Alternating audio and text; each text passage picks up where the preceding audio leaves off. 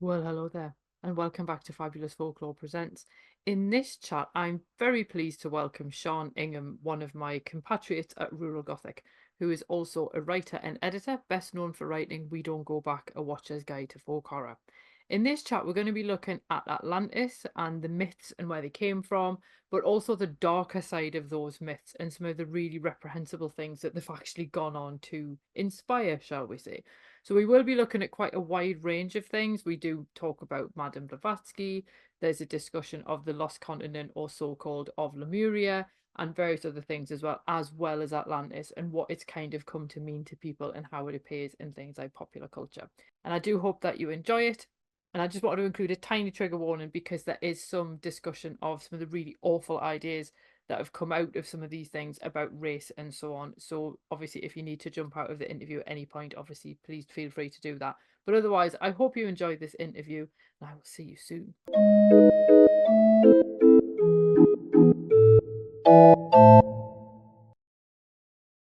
Hello, and welcome to Fabulous Folklore. Hello. It is so nice to have you here because we have known each other for quite some time.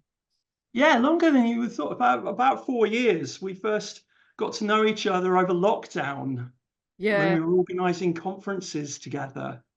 I think it was the oh God, it was the Wicker Man one, the Camberwick Green version, and I called it the Camber Wicker Man, and you were like, "We've got to keep you." Yeah, no, it was beautiful. It was like, yeah, I mean, you can't. The Campbell Wicker Man has gone into legends, really, hasn't it? It's a beautiful, beautiful thing. I feel that was one of the best things about lockdown, the Rural Gothic conferences. On the Yeah, whole, we got some really good talks out of that. Um, yeah, we had lots of really good guests. We had Kayla Janice on. We had Jake Stratton Kent, Satan rest his soul, and died last year. Jessica Kale hmm, came on. And was I right thinking you guested on one of Jessica's podcasts? yes, yeah. I went on to Yes. talk about Rebel Folklore. Yeah, so that was really cool. Yeah. Yeah. She's yeah, that's yeah, and obviously, you know, obviously everybody should subscribe and listen to this podcast. But if you want to listen to a second one, you should probably listen to Jessica Kale's Dirty Sexy History podcast because it's really excellent, isn't it? Yeah, I think people who like Fabulous Folklore for the historical stuff would definitely like Dirty Sexy History. Um, and Yeah. obviously we've had our third member of Rural Gothic, Mark, has now been on twice. Um, so we're, I'm basically slowly padding Fabulous Folklore out with like people that I like and I know, which is really Yeah. cool. Well, I'm really sort of happy to have been invited on. Atlantis is Yes. has been the one research interest of mine that I have had since I was a kid. I picked it up as a kid. Um, my dad, I have an odd family history. My mother was a spiritualist medium. My late father was a sometime ritual magician and occult dabbler. As a teenager, I started going to evangelical churches to piss them off, um, which is the worst kind of like teenage rebellion possible. That messes you up. You know, I wish I'd gotten into sex and drugs, honestly. Um, yeah, my dad had a bookshelf of forbidden books as a kid that I wasn't allowed to look at. And you know, and it was too high for me. And I remember balancing a box on top of a rocking chair in order to stand. It's a miracle that I still have my neck. Health and safety, Um, man. I know, right? Um, and one of the books that he had, which I'm holding in my hands for those of you listening at home, is one of the great mystery series that was produced by Aldous Books in the 1970s. It's like one of those book club books. You know, in the News of the World on Yeah. Sunday, in the Sunday supplement, there'd be a page with loads of pictures of books. And there'd be one about Atlantis and one about Nazis and one about UFOs and one about flower arranging and invariably a copy of the Country Diary of an Edwardian Lady. And he got several of his books from the Encounters book club. One of those you get 4 for £1, but then you have realised in the small print that you were then tied to mail order 5 or 6 more at full price for the next 2 years, whether you wanted to or not. Yeah. Yeah. So he got several. He was in one of those book clubs for a bit. Mysteries of the Lost Lands is a really interesting book. It's written.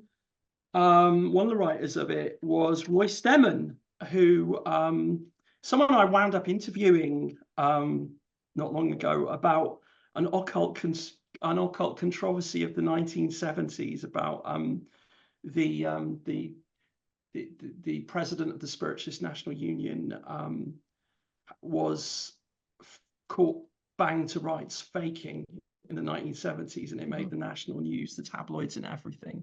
Wow. And Roy Stemmen was one of the people who was instrumental in bringing that to a resolution. But anyway, I didn't realize that until long after the fact. But on page 200 of this is a picture of a Lemurian Wow. artist's impression. And for those of you listening at home who can't see this on video, it's a giant with a dinosaur on a lead. That's just wow. That changed my freaking life, right? Not least because on the following page is a picture of Rudolf Steiner, one of the great bow ties of history. Yeah. Apparently a really boring guy to know in all accounts. Really boring, really humorous, had a penchant for enormous floppy silky bow ties. You know, and the next page is an artist's impression of the continent of Atlantis as channeled by the 19th century psychics and drawn by 1970s sci-fi illustrator Chris Voss. It looks a bit like AI now. Yeah, but obviously this book was published Well before. in 1976. So it's honestly that was all hand drawn. But yeah, Chris Voss's spaceship illustrations are kind of iconic for that period. You can always spot them. They're always like, And that got you into Atlantis. yeah, as a kid. And I found as much as I could about Atlantis growing up, and then plot twist, in my early mid-20s, I picked up enough of the original literature and read it and realized that these people were all insane racists. And that only deepened my interest. Many of the skeptical books about Atlantis as an idea tends to feature really heavily on the possibility of it happening, the history, the archaeology. Right? And they tend not to look at the weird stuff, because believers in things like theosophy and the New Age that came from theosophy and things like it tend to keep that weird stuff to one side, at least, and either if they genuinely think it, they tend to like not scare people off with it, or they tend to just sort of treat it the way that, I don't know, evangelical Christians sometimes treat six-day creation. It's like, that there's, in America, there's a creation museum that shows cavemen riding dinosaurs and things. And there's a similar sort of thing. This is the bonkers, sort of slightly disreputable end of the New Age movement. I've always been interested in how people get to believe this stuff. I'm interested in how you get from from the 19th century psychics who came up with the idea of Atlantis that has gone into pop culture to David Icke. Yeah. And how you get a David Icke. Mm. And you can draw a line. Sometimes the line's a bit wonky, but the line is unbroken. And that's why I think Atlantis literature is quite important and more influential than we think it has, because it's bled into so many things in both pop culture and in the popular occult and things like that. And I mean, it's arguable whether it actually started as what we would call folklore. I mean, you in your podcast, you basically cast a wide net, don't you? Generally, I try to. in your definition of folklore, you're not one of these people who go, no, folklore is stuff that's only like done in villages between the years 1700 and 1800 and told by grandmothers or anything like that, right? You tend to be a bit wider than that. Yeah, very much so. Yeah. When I wrote a book about folk horror, I tended to have trouble from the folk horror police, because I didn't think that folk horror happened to be 3 movies made between 1969 and 1972. How dare you? And or if they were being really open, the occasional ghost story for Christmas. Yeah. So obviously Atlantis is generally thought of as Greek mythology, but it's kind of not. Yeah. It was a thought experiment. You obviously know this. I'm sure that our listeners know that the inventor of Atlantis was Plato. The former professional wrestler turned philosophical pupil. Did you know that? He was a wrestler. Plato was his stage name. It means broad. He was a big guy. A lot. He's the Rock. Yeah. You imagine like a biopic of Plato starring Dwayne Johnson, and you're not actually too far off, right? He's a big fella, apparently. Oh, that would be amazing. Yeah. And it's he has 2 goes at it. The Critias and the Timaeus. The Critias is particularly interesting because it ends mid-sentence. Oh, okay. Either it wasn't finished or we just don't have a complete text of it. The earliest extant text of it isn't finished. So we don't have the ending of the story, but the basic idea is that there's an island. It's built with a city. It has concentric rings. They are super powerful geographically, philosophically, all those things. Through hubris, they bring destruction upon themselves and the island sinks beneath the sea. And that becomes historically just one of those great stories throughout history. It appears in New Atlantis by Thomas More in 1626. And there's other mentions of it. It's used as a thought experiment. It's used as a story. Athanasius Kircher, the Jesuit thinker, drew a map of Atlantis in 1676, which at the time was quite influential. Because I think that's like the first time that anybody actually looked at Atlantis and thought this is a real place. I think one of the things that we often fail to think about when it comes to like ancient people is that a lot of them didn't literally believe mythology and folklore actually happened. A lot of them told these stories for the story and the meaning behind the story. Yeah, which I mean we do now, so that would make sense. And we do now. Yeah, I mean we kind of, people think that ancient people were much more different to how we are. And they were different, but they were also the same galaxy brain moment. The point at which Atlantis both entered pop culture and became sort of a baleful part of popular folklore was in 1882. And it was because of a man named Ignatius Loyola Donnelly. Wow, that is quite the name. 19th century Americans, what can you do? He was a politician. He was, I believe, the governor of, I always get this mixed up, I think it was Minnesota.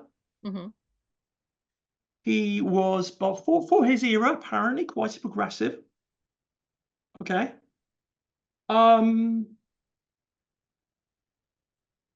He lost an election. And he went off and just had a bit of money, had a bit of time on his hands, started just like engaging in his research interests. So he wrote a book about how Shakespeare's stuff was not written by Shakespeare. He was one of the big originators of the Shakespeare was written by, and again, I messed this up. I messed this up on a podcast interview and made myself look like a right idiot. I think by one of the Bacons. Oh, I think, okay. but not Roger Bacon, Francis Bacon. Yeah. But yeah, you probably, well, I don't know about Shakespeare conspiracy theories, just know that Donnelly wrote a book about that. And then he decided to write a book about Atlantis. And essentially, his idea about Atlantis was that he was reading Plato, and then he was reading travelogues about the world, and he went, there's pyramids in Egypt, and there are pyramids in Peru. Mm-hmm. What are the chances? And so in 1892, he wrote a book called Atlantis, the Antediluvian World. It is the foundational urtext of fraudulent archaeology. Oh, okay. It's basically the book that without whom we would not have a Graham Hancock, Oh, we'd not have an wonderful. Erich von Däniken, we wouldn't have a Georgios Tsoukalos. Mm. Without Ignatius Donnelly, none of these guys would have careers. Mm-hmm. Thanks, Ignatius. Okay, so I actually got my notes out. I've actually came prepared, right? So on page 1 of Atlantis, the Antediluvian World of 1882, he starts by saying, this book is an attempt to demonstrate several distinct and novel propositions. He was the first guy. They were novel. 1, that there once existed in the Atlantic Ocean opposite the mouth of the Mediterranean Sea, a large island which was the remnant of an Atlantic continent and known to the ancient world as Atlantis. And then later on, one of them is that the mythology of Egypt and Peru represented the original religion of Atlantis, which was sun worship. That the oldest colony formed by the Atlanteans was probably in Egypt, whose civilization was a reproduction of that of the Atlantic island. And the last one he has, which is number 13, that a few persons escaped in ships and on rafts and carried to the nations east and west the tidings of the appalling catastrophe, which has survived to our own time in the flood and deluge legends of the different nations of the old and new worlds. Wow. This was new. It was something no one had really thought about. And it was an international publishing blockbuster of its era. It was huge, right? Cannot overstate how popular this book was in the early 1880s. So much more that he actually went and wrote a sequel with extra stuff, which was called, and this is the single most metal title of any book ever made, Ragnarok, the Age of Fire and Gravel. That's amazing. Yeah, the Age of Fire and Gravel. Like, Just imagine this fire and this like little rocks Mm. raining down on the world. Yeah, for a short amount of time, he was taken seriously. Mm-hmm. And partly this is because institutional science and peer review was a thing that was still in its infancy. Partly this was because many of the great scientific discoverers of the 19th century were, in fact, gentlemen of leisure. Mm-hmm. You know, they didn't come up through uni, they just happened to have been educated because they went to Oxford because their dad paid for them to, and you know what I'm talking about, right? And partly because the theory of continental drift wouldn't be thought of for another 50 years Oh, or right. so. So it's one of those things that kind of comes out at just the right time for it to Yeah, kind of catch. absolutely. It hit a moment. Also, of course, Darwin had made huge sort of waves with his Origin of the Species. People were willing to look at different ways of looking at human history. They were willing to think that actually the world was older than they'd previously thought. Mm-hmm. People were finding dinosaurs and wondering what they were and beginning to categorize them and name them as species. People were beginning to look at these things scientifically. And Donnelly had all these gaps in his knowledge. Basically, a lot of his viewpoints, a lot of his conclusions come from a reasonable look at his evidence set. And some of his evidence set is just flat out wrong, right? You know, it's just like, you know, it's texts that weren't translated, it's timelines that were wonky, and all of those things. I'm inclined to think kindly of Ignatius Donnelly. I don't think he was a bad guy. He was a man of his age. Mm. He was by no means the worst man of his age. I mean, the man of his age defense is always, I mean, always one that you've got to be cautious about. But Donnelly was a Victorian. He wasn't a particularly, he was slightly more imaginative than some other Victorians, but that's a low bar, you know? It kind of, he was a guy who influenced things. Go back to continental drift thing. It was at that point received wisdom that the mantle under the world's crust wasn't like a level flat kind of layer. It had bubbles and less bubbly bits in Mm-hmm. it. And obviously, being a fluid, what happens is that if one of the bubbles collapses and the crust on top of it descends, another bit pops up. Right. That sounds more like a video game, but okay. Or a stress toy, Mm. you know, one of Yeah. those, you know, squishy stress toys. You like press one side and it's all goes whoop. Um, and that's what the world was like, they thought. And, you know, that was accepted scientific orthodoxy until long after Alfred Wegener came up with the theory of continental drift. I believe that it wasn't until the 40s, until after the Second World War, that continental drift actually largely began to be accepted. You know, so the idea that land masses and land bridges existed, which popped up and then collapsed and filled in the gaps between continents, was just normal for a lot Mm. of people. So the idea that a nation could actually sink below the earth, sink below the sea, was something that people thought was demonstrable. And, you know, and part of that was backed up by the fact that, for instance, people were finding a large number of fossils of marine animals in Oxfordshire. Mm-hmm. They are areas in the Mediterranean where you can observably see ruins under the sea. Mm-hmm. You know, Santorini and that. Yeah. You know, because there are in small places that do sink beneath the sea and everything. That's just that happens. Water rises and falls, as time goes on. Climate affects that.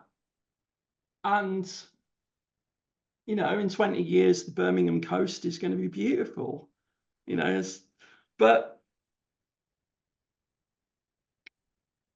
it's important to think that Donnelly, while he came up with a compelling idea, was wrong. These ideas made sense based upon what Victorians actually thought. Mm-hmm. And in fact, a lot of ideas about archaeology and history that are peddled by cranks, and indeed about medicine, many of them are ones that were at some point actually generally thought were just normative and were discarded. And the same goes for Atlantis. Where Atlantis gets interesting is by the end of the decade. Mm-hmm. Okay, so strap in, this is where we get to the fun bit, right? Because we bring in one of the great villains of history and one of the great villains of folklore, Madame Helena Petrovna Blavatsky. Yeah. She of the big scary eyes. Now, I'm presumably you tackled Madame Blavatsky at some point. I haven't, but you talked about it on Dirty Sexy History, didn't you? I did, yes. Yes, I did. Went off on one with that. Yeah. Had to like go back and like actually sort of like back up a number of the assertions I made on that podcast later on, because I just like started saying things that were perhaps needed to be defended, and I'd been a bit careless. I'm going to be more careful now. But Madame Blavatsky began with Henry Olcott, the Theosophical Society. The Theosophical Society can be seen as, and is arguably, the foundation of what we would think of as the New Age movement. Mm-hmm. Inasmuch as it was an attempt to syncretize and sanitize Eastern religious thought for white Westerners. Blavatsky herself was a spectacular showwoman. She's either the greatest psychic who ever lived or a really spectacular fraudster, or possibly even both, depending upon who you talk to and who was looking and which way the sun was shining. Mm-hmm. She was caught banging to rights, faking supernatural phenomena. She was very, very fond of massively plagiarizing Eastern texts. Mm-hmm. The first text she wrote was called Isis Unveiled. I think it was 1879. But she followed it up in the 1880s with a 2-volume work called The Secret Doctrine.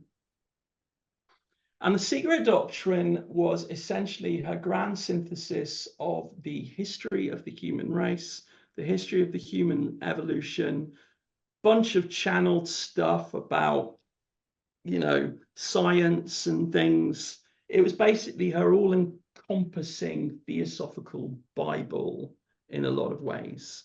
It was the big occult book. Let me tell you, it is deadly boring. It's a killer. If you can get through The Secret Doctrine, you have endurance. I've only ever gotten through it once. I'm more interested in the second volume, which is subtitled Anthropogenesis and is about the history of the human race. That already sounds dodgy. Okay, I'm going to try to summarize this as quickly as I can. But Madame Blavatsky believed that human evolution was divided into 7 rounds, that the whole history of the human race would involve 7 cycles of evolution. These cycles of evolution would happen on the 7 planets of the solar system, because Pluto and your butt were not thought of as planets at that point. And did I just call it your butt? Yeah, sorry. Anyway, like, okay, but each of these 7 planetary evolutionary cycles would be divided into 7 root races of human beings.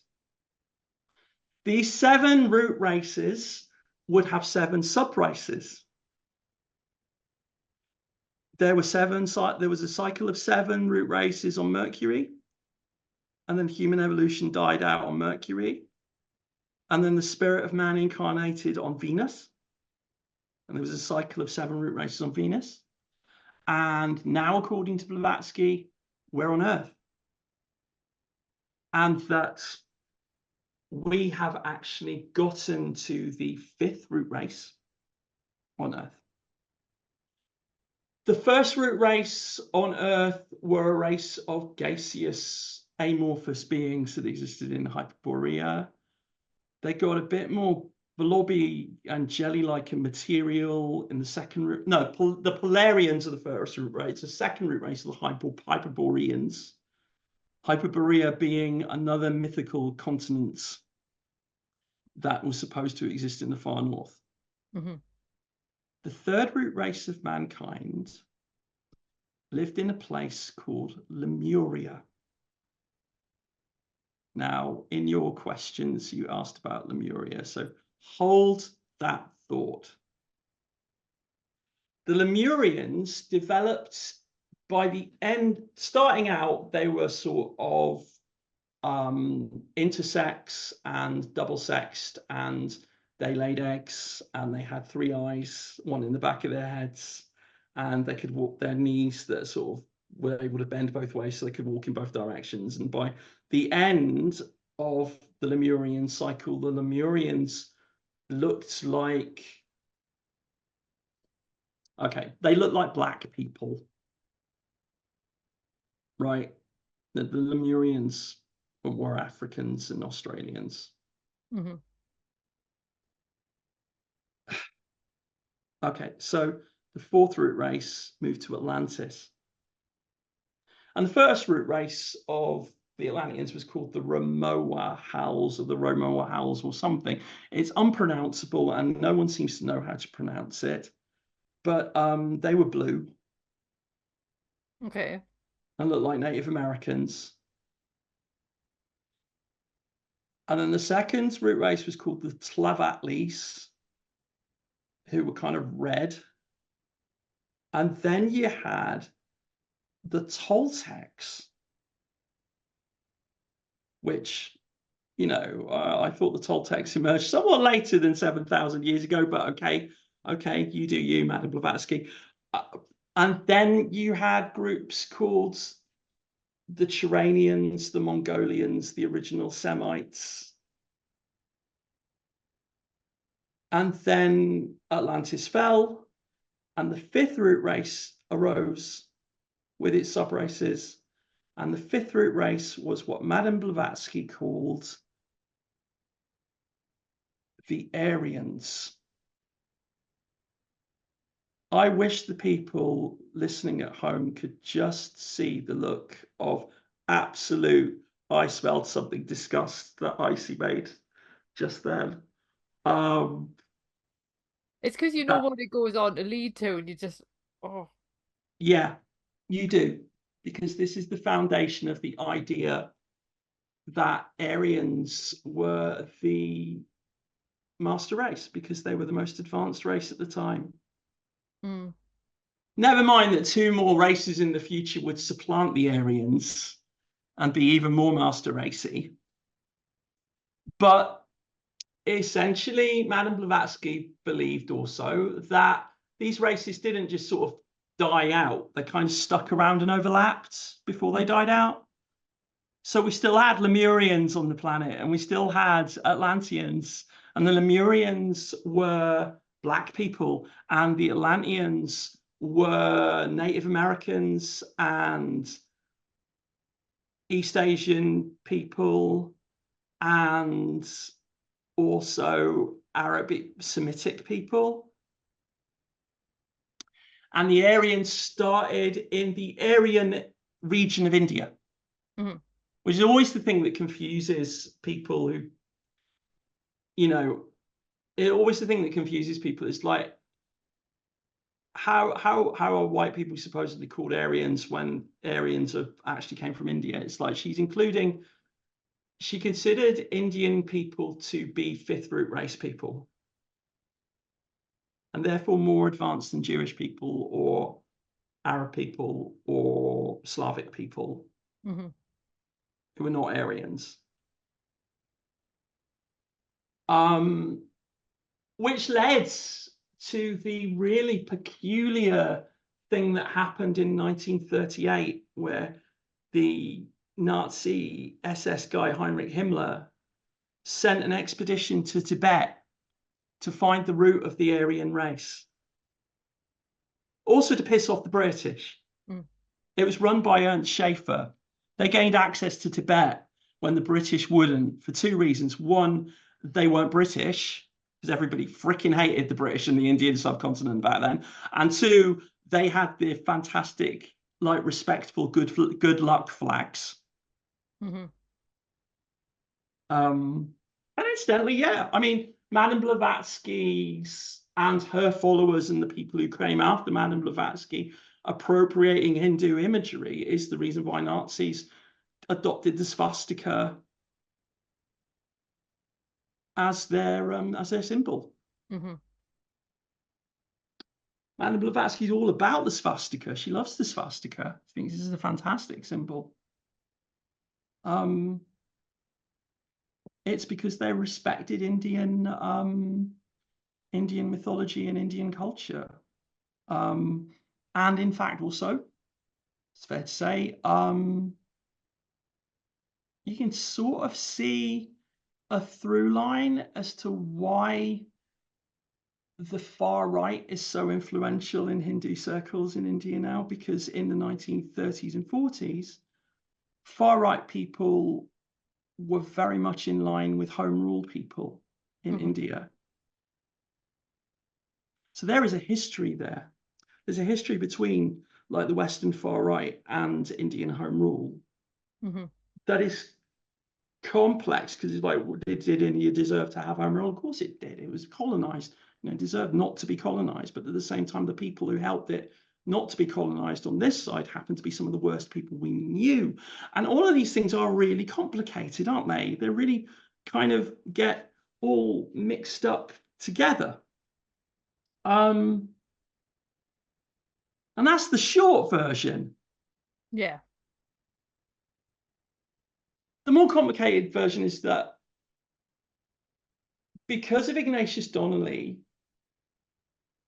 the Atlantis myth grew legs. Madame Blavatsky gave it an occult sheen and a pop cultural sheen.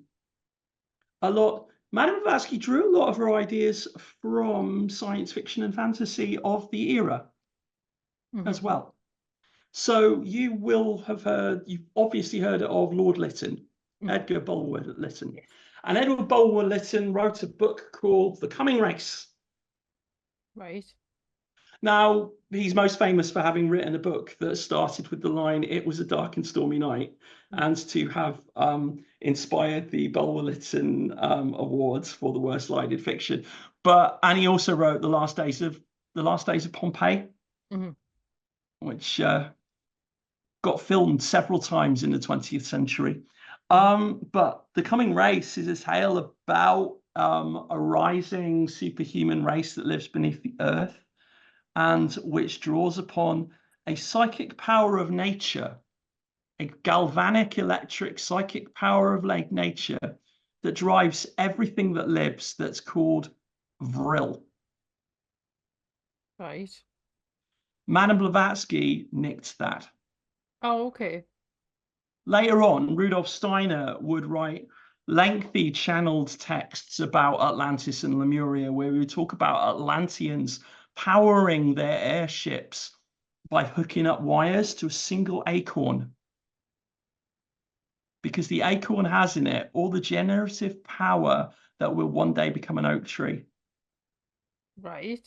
Okay, I can see that working in science fiction, but Yeah, but Steiner said that actually happened. But we're not going to do Rudolf Steiner today, because Rudolf Steiner is an entire different kettle of nightmarish, deformed fish.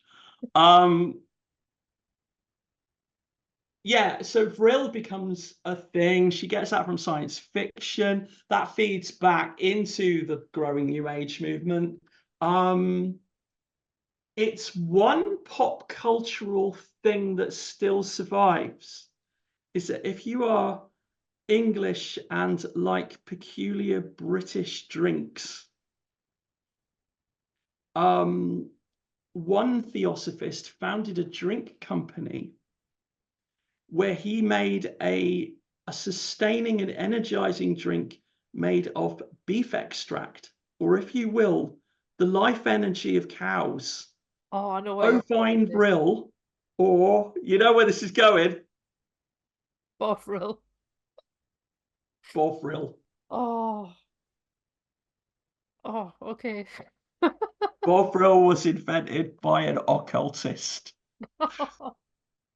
Oh God, I genuinely didn't know that. That is frightening. That's why it's called Bovril. Oh. Again, I wish that people listening could like see some of the expressions you're making. um, okay, so yeah, Rudolf Steiner, you had theosophists expanding on the Atlantis thing. So you had, for example, a guy called William Scott Elliot. And William Scott Elliot worked together with an assistant and the eventual successor of Madame Blavatsky, Charles Webster Leadbetter, who apparently channeled the history of Atlantis.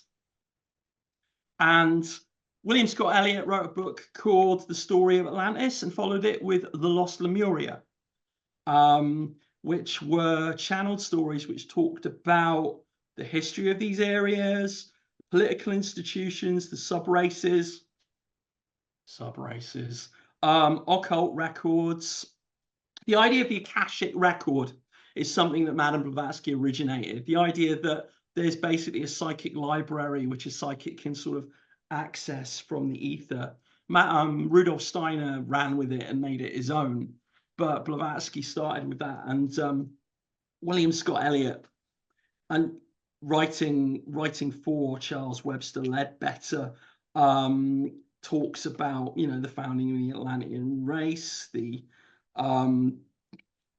Lemurian races still inhabiting the Earth, the degraded remnants of the third root race who still inhabit the Earth may be recognized in the Aborigines of Australia, the Andaman Islanders, some hill tribes of India, the Tierra del Fuegans, the Bushmen of Africa, and some other savage tribes.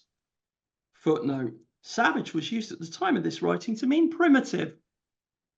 Editor: because that makes it better.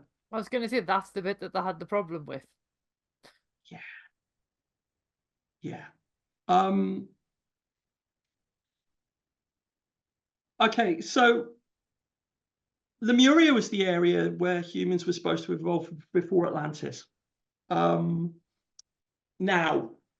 Lemuria itself has an interesting story and is connected in this version of Atlantis.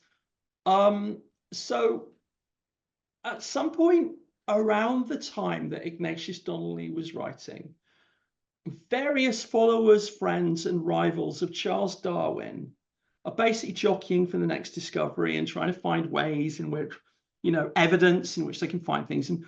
And Philip Sclater, who's one of these guys, and also Ernst Haeckel and Alfred Russel Wallace, all started looking in the South Pacific. And one of the problems that they had discovered were lemurs. Mm-hmm. Those cute little ring-tailed monkeys with the enormous, spooky, beanie baby eyes. And they couldn't figure out how you could get lemurs in Madagascar, the island, not the animated film franchise, and how you could get lemurs, or at least fossil records of lemurs, in Sri Lanka, Mm-hmm. which is the other side of the Indian Ocean. And the initial hypothesis said there must have been a land bridge. And the argument went something like, wouldn't it be convenient if that was where the missing link for the human race had arisen? Mm-hmm. And eventually Alfred Russel Wallace goes, yeah, I mean, it would solve all our problems. It's quite possible that Lemuria was the seat of the human race, because you can sort of see the early evolution of man. I mean, now, of course, we know that the missing link is not actually something that you kind of really need. Mm-hmm. Really, missing links aren't how evolution rolls. But back then, they were looking for an unbroken single chain, and are trying to find like where human race might have emerged. And they publish these things in scientific papers, and these are in the days when, you know, scientific discoveries are reported in the news. There are books published. People are thinking about this. So Lemuria was, again, back in the day, a theory that was put forward by reputable and respectable scientists. You know, Philip Schley, Ernst Haeckel, and Alfred Russel Wallace were heavyweights in the era. You know, they're sort of like, you know, if Darwin's on the S tier, they're sort of A and B tier, these guys. Mm-hmm. And they were taken seriously and respectfully. And of course, as time went on, Lemuria as a theory fell by the wayside, because they found better theories and better explanations as to why these things happened. And that was just fine, you know.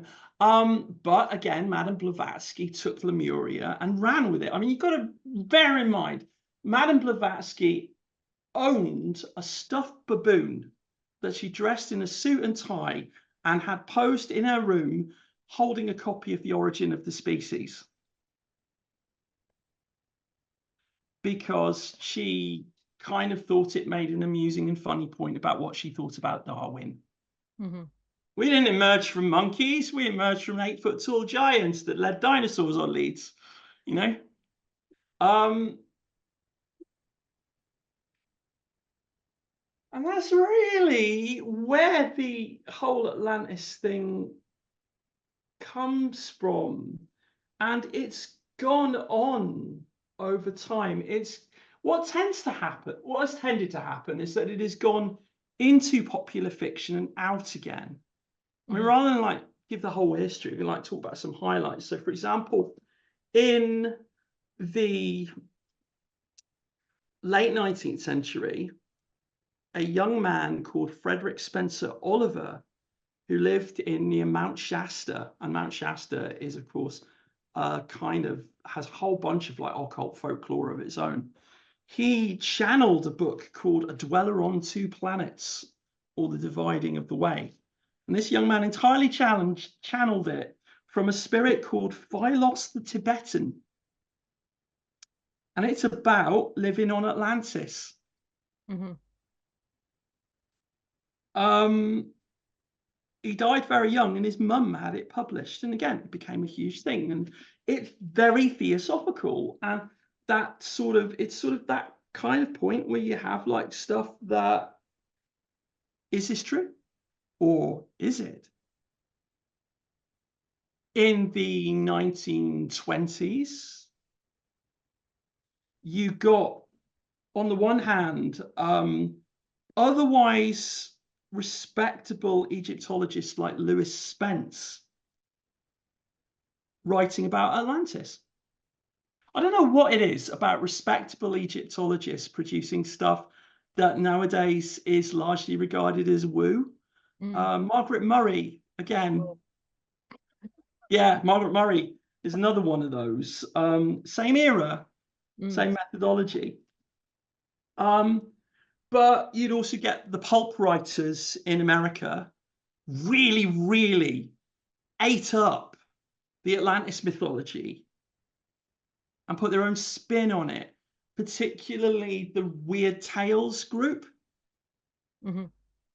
So you have an influential 1930s science fiction writer called Clark Ashton Smith, who wrote an entire cycle of horror and fantasy stories set in Atlantis, many of which actually fed back into occult and pseudo-archaeological ideas of Atlantis. Another writer of stories about Atlantis was Clark Ashton Smith's friend Robert E. Howard, Hmm. who's best known for Conan the Barbarian, Yeah. but whose other, basically every character that Robert E. Howard ever wrote was a big two-fisted guy who faced occult horrors, right? And some of those were in the present day, some of those are in the 1900s, some of those for Yellow Peril spy stories, Fu Manchu style, some of them were set in Atlantis. Hmm. There's also a cycle set in Roman Britain as well, but Worms of the Earth and that. But the one set in Atlantis star King Kull, and they are prequels to the Conan stories in which Atlantis was also canonically part of the mythology. Hmm. So you have that. And of course, Clark Ashton Smith and Robert E. Howard were both really good friends with H.P. Lovecraft. It always comes back to him, doesn't it?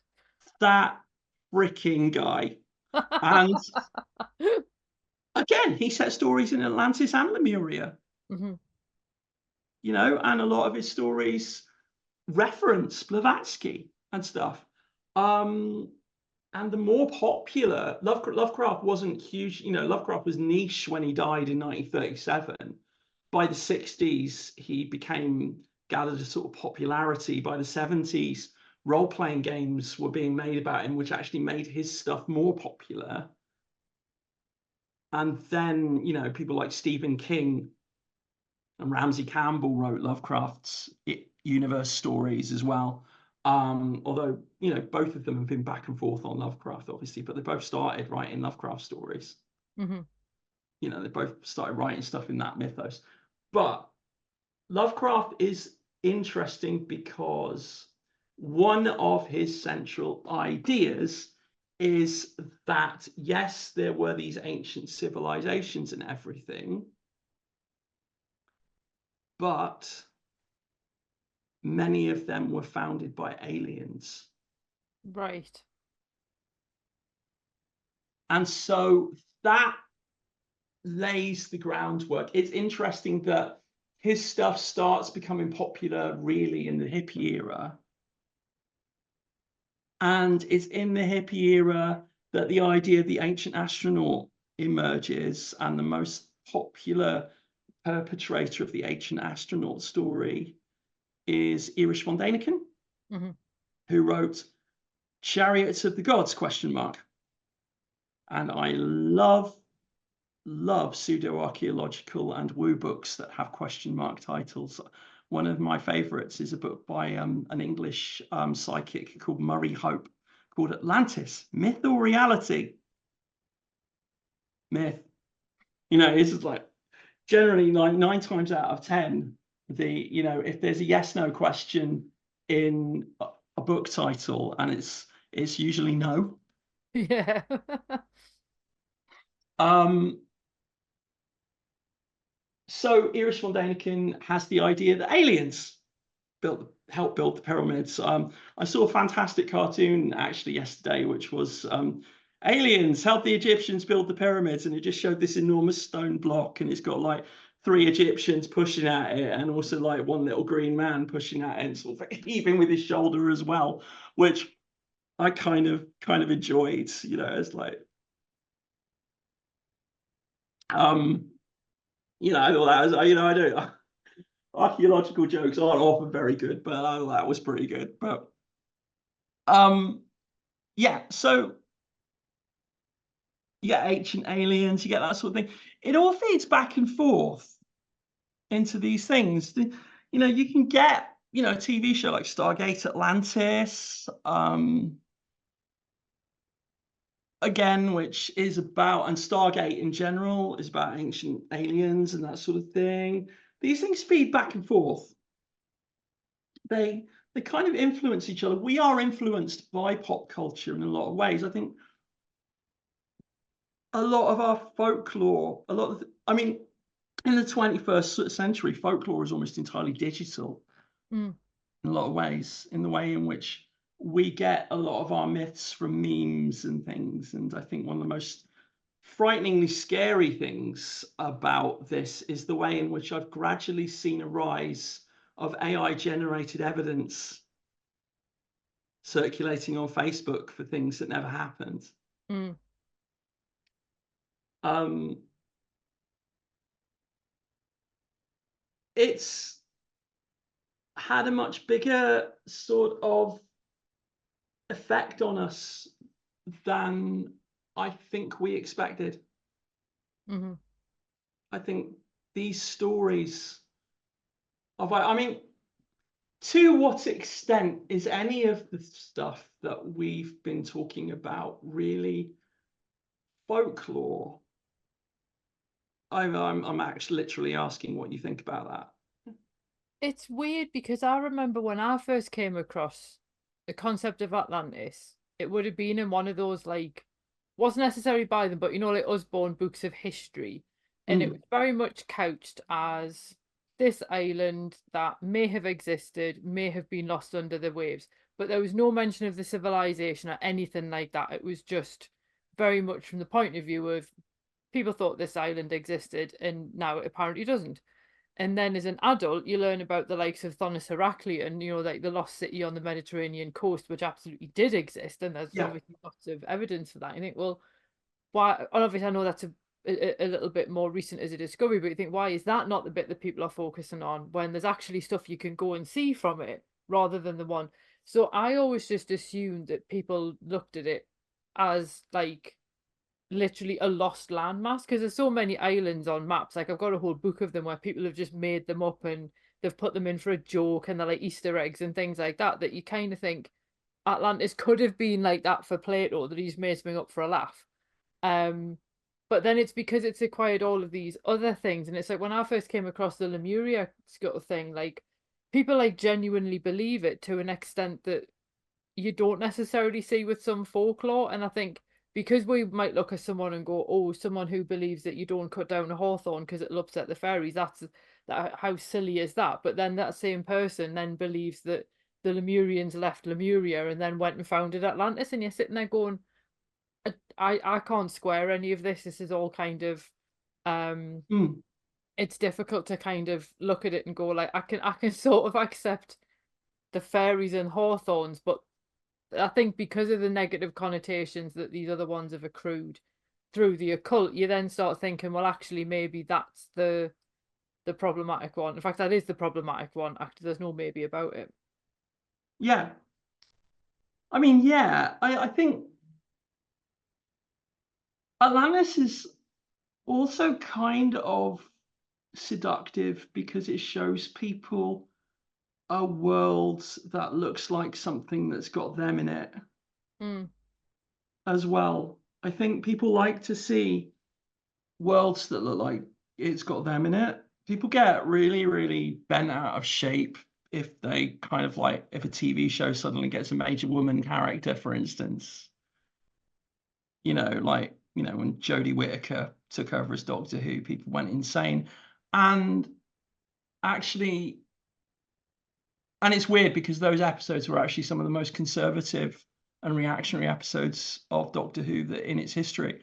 But no one actually seems to like look at the stories because they were just looking at the faces. And people look at people don't want to see stories that don't look like something that's got them in it, and or they get weird about it.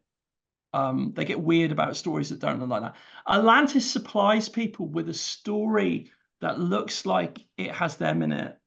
When you get to the things that even Ignatius Donnelly was saying, which move on to finally to Graham Hancock, who is quite possibly one of the worst people in the history field, if not the worst.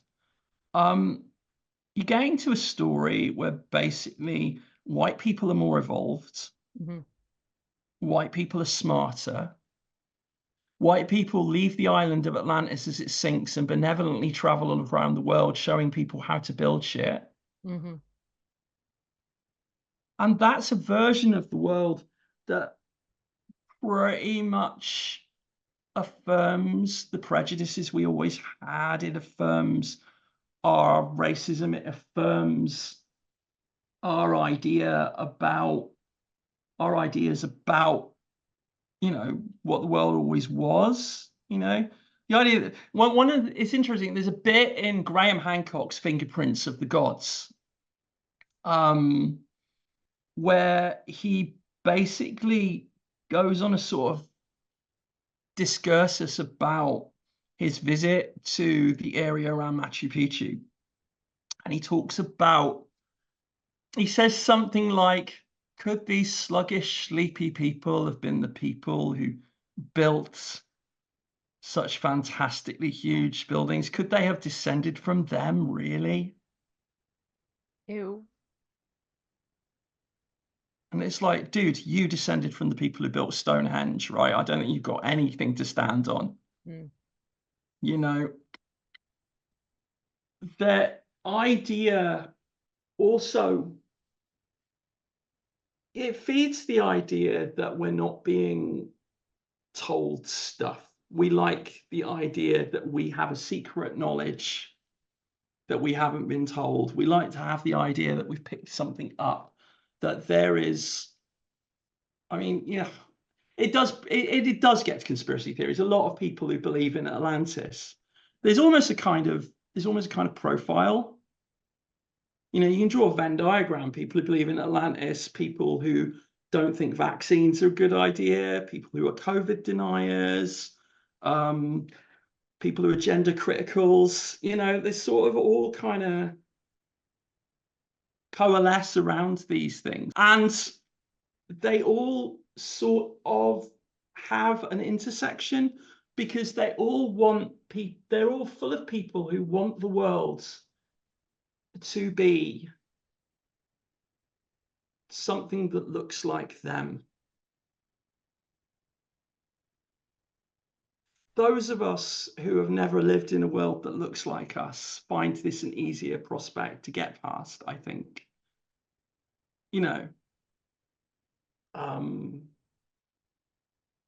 But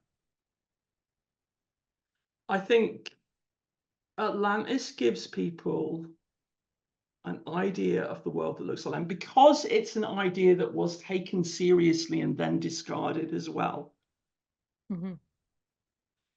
You can ignore the bit where it was discarded and find all sorts of writing about it, where people write in a very sort of serious way about it. There are lots of different ways in which you can believe in Atlantis. You can believe in Atlantis in the Graham Hancock way, which is essentially like there was an ancient mysterious civilization which they have covered up. Or you can believe in it in the Aristotelian way, or a Georgios Tsoukalos fluffy hair kind of way. I'm not saying it was aliens, but it was aliens. You can believe in it in a Charles Berlitz sort of way. Charles Berlitz was an oceanographer. It's like, look at this imaging map of the base of the Atlantic Ocean. Do you see those bumps? Clearly ancient ruins. You have the kind of apophenia where you sort of draw these things together and like suddenly they become a picture.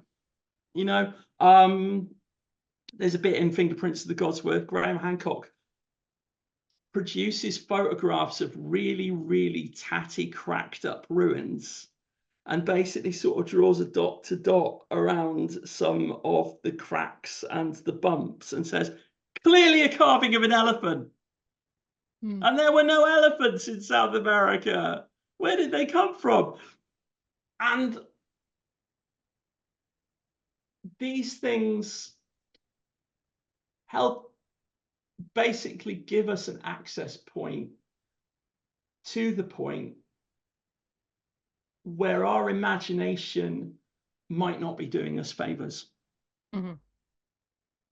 Yeah, it doesn't make any sense either, because when you look at how like many opportunities there are for truly bonkers things throughout human history, which did actually happen, you sort of think you don't necessarily have to go looking for something that didn't. Like, it's perfectly fine, I think, to leave Atlantis in like the realm of Aquaman, is, and at that point it's no different from the underwater kingdom in The Little Mermaid. Yeah. It's quite happy to leave that there, and then it can work in like this Aquaman. fictional context. But then you sort of think, but then there's all these other cool things. Let's go and have a look at them that, did exist and are strange and are wonderful or whatever. Mostly because in some cases, they are either a product of their time, or we can't explain them just because, like, I'm just thinking from here, for example, like when I did the fungus episode a little while ago, fungi's weird. Loads of stuff we don't know about fungus. You don't have to make anything up though, because they're already bonkers. So I Yeah. sort of feel like there's enough odd stuff in the world that we don't understand, that you don't have to go making stuff up. If you really want something mysterious, it's like there's loads there. I mean, I literally am writing a horror novel in which fungus, slime molds, and things like that feature heavily. Good. And I mean, it's a horror novel, isn't it? And they're disgusting, but at the same time, you just find out the fact that these are forms of life that we really don't understand. Yeah, so you don't need to make new things up, they already exist. Yeah. Yeah. Yeah. It's just like, it's wild, isn't it? Mm. It is. I think we've been talking for quite some time now, so I think I probably need to let you get on and finish writing up your PhD. Oh, yeah, that's probably going to be like the never-ending story at this point. I think the last thing I was going to ask Okay. is there any way that we can productively look at Atlantis? Because one of the things I always like to focus on with the podcast is, because every now and then I do end up debunking something, and then I sometimes feel a little bit bad. And I remember one person got very cross with me when I told them that Ring of Roses wasn't about the plague. And you think, yes, but you can have both bits of knowledge. You can have the bit of knowledge that it's not about the plague, but you can also know alongside that that people have believed in the past that it was. So you can know the two things at once. Is there any way that we can do that with Atlantis, or are the problematic aspects just too problematic to be able to do that? And it's best thought of in like a fictional context, or is there any way we can get anything valuable from it? My enjoyment and research and fascination with the story of Atlantis has over the decades basically kind of um, become an interest in the story of how these things happened. Hmm. There's a cautionary tale to be had there.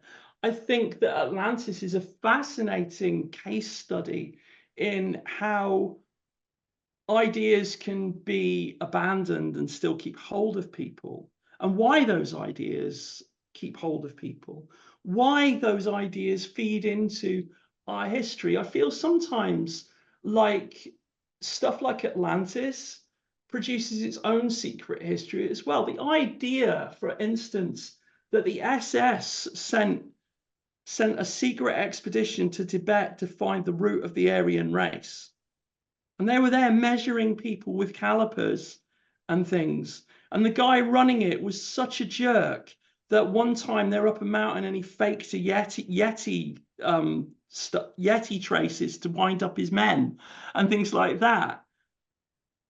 That happens. These things happen. The characters that produce these stories are in fact fascinating in their own right. There is a history, an entire history to be had there.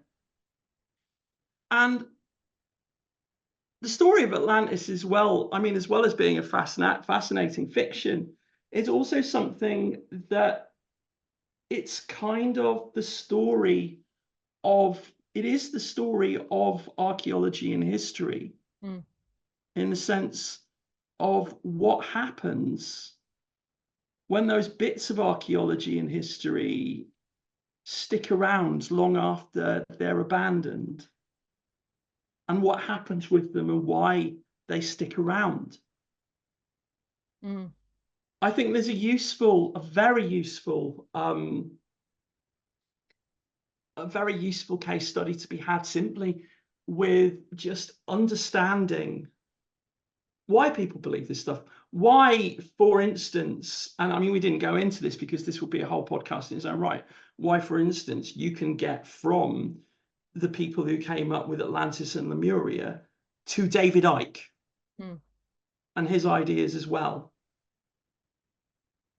They are useful to help us defend ourselves against what is increasingly this flood of misinformation that we're being treated with, Mm. and we're being given every time we look at our phones. Yeah.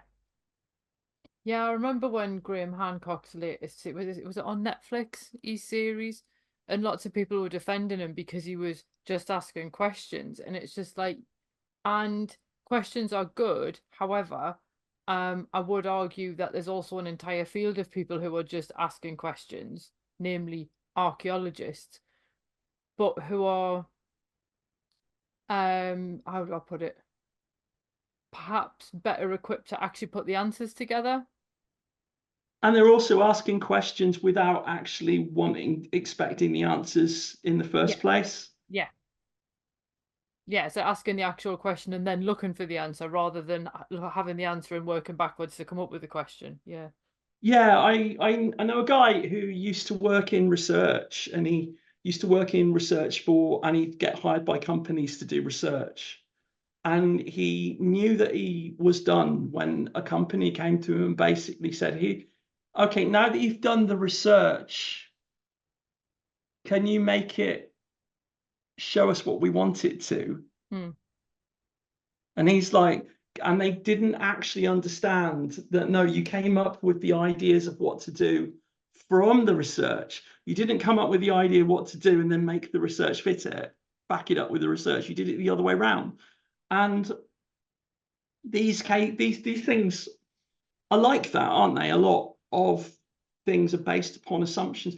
And it can always be healthy to challenge our assumptions. Mm-hmm. It's useful. I mean, it is useful to challenge a lot of archaeology, a lot of the things that go do the rounds that are against orthodox archaeology are a bit too much. I think, for instance, so-called orthodox archaeology is perhaps a lot more accepting of LGBT history than people think it is. Hmm. But it is useful to basically see how stories, and indeed our own story of what our true history was, develop as time goes on. Mm-hmm. Yeah. I think that's probably a good moment to end that on. Yeah. Um, Thank you so so much for having me on. It's been great fun. yeah, and obviously it's a kind of sort of topic which, if I had obviously looked at it, it would have ended up probably being a bit sort of dry. Where can people find you online though? Because obviously anyone who's interested in the kind of stuff that you do, and what have you got coming up, sort of all that kind of stuff. Okay, so at some point soon, the book that I've been writing for the past 4 or 5 years, The Question Embodies,